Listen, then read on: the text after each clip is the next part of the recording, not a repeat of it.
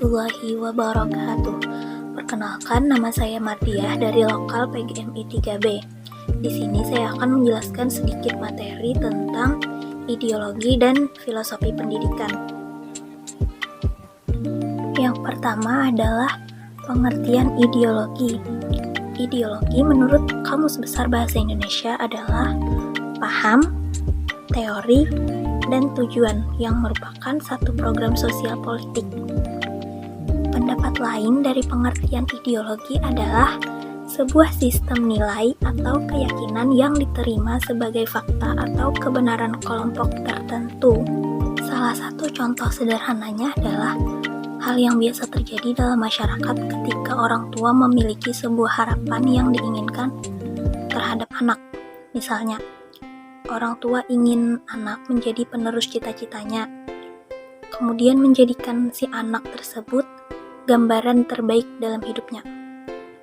Nah, hal ini menunjukkan bahwa masyarakat melalui struktur keluarga tadi sudah memberikan kerangka yang membatasi ruang pandang si anak mengenali dunia.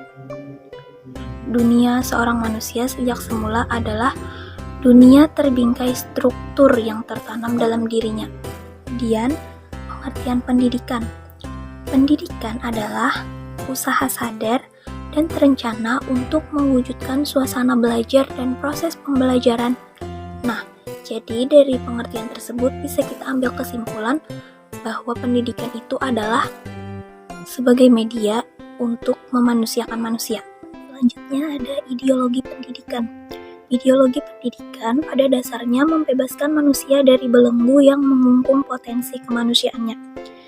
Sebagaimana yang kita ketahui bahwa pendidikan bisa membebaskan manusia dari kebodohan. Orang yang terdidik akan pandai dalam menempatkan dirinya. Salah satu tokoh yang bernama O'Neill membagi ideologi pendidikan menjadi dua kelompok. Yaitu yang pertama ada konservatif dan ada liberal. Yang pertama itu konservatif, terbagi menjadi ideologi fundamentalis, kemudian intelektualisme, dan yang ketiga ada konservatisme. Sedangkan yang ideologi liberal, yaitu ada liberalisme, kemudian liberasionisme, dan yang ketiga itu ada fundamentalisme. Selanjutnya, filsafat pendidikan Islam. Yang pertama, pengertian filsafat pendidikan Islam.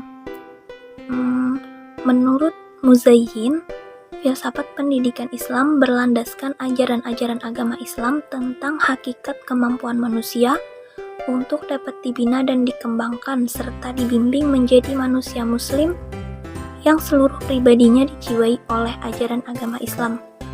Dalam arti, filsafat pendidikan Islam mengkaji tentang berbagai masalah yang berhubungan dengan pendidikan, seperti manusia sebagai subjek dan objek pendidikan. Kemudian ada kurikulum, metode, materi pembelajaran, pendidik atau guru, peserta didik, dan lingkungan pembelajaran. Ruang lingkup filsafat pendidikan Islam adalah sebuah masalah tujuan pendidikan, kurikulum pendidikan, metode, materi, evaluasi, dan lingkungan pendidikan. Ketika kita mempelajari filsafat pendidikan Islam, kita akan diajak untuk memahami konsep tujuan pendidikan, konsep kurikulum, konsep metode, konsep guru yang baik, konsep materi, konsep evaluasi, dan seterusnya yang dilakukan secara mendalam, sistematis, logis, radikal, dan universal. Ruang lingkup filsafat pendidikan Islam itu terbagi menjadi dua. Yang pertama ada makro dan yang kedua ada mikro. Kemudian yang pertama itu makro, yang menjadi ruang lingkup filsafat pendidikan Islam adalah yang tercakup dalam objek material filsafat, yaitu mencari keterangan secara radikal mengenai Tuhan, manusia, dan alam yang tidak bisa dijangkau oleh pengetahuan biasa. Dan kemudian yang kedua tadi ada secara mikro. Secara mikro itu ruang lingkup filsafat pendidikan Islam adalah hal-hal yang merupakan faktor atau komponen dalam proses pelaksanaan pendidikan. Tujuan filsafat pendidikan Islam diantaranya yang pertama, membantu para perencana dan para pelaksana pendidik untuk membentuk suatu pemikiran yang sehat tentang pendidikan. Yang kedua, menjadikan prinsip ajaran Islam sebagai dasar dalam menentukan berbagai kebijakan pendidikan.